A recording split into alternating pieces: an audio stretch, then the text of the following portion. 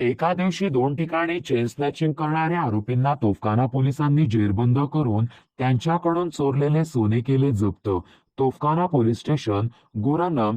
844/2023 भारतीय न्यायसंहिता कलम 304 प्रमाणे दाखल गुन्ह्यातील फिर्यादी नामे सौ सुजाता राहुल आष्टेकर, राहणार पाईपलाईन रोड, त्यांच्याकडून घराकडून पाईपलाईन रोडकडे पायी जात असताना त्यांच्या गळ्यातील 2.25 तोळ्याचे गंठण किंमत 45,000 रुपये ही बळजबरीने हिसकावून घेऊन चोरटे पळून गेले.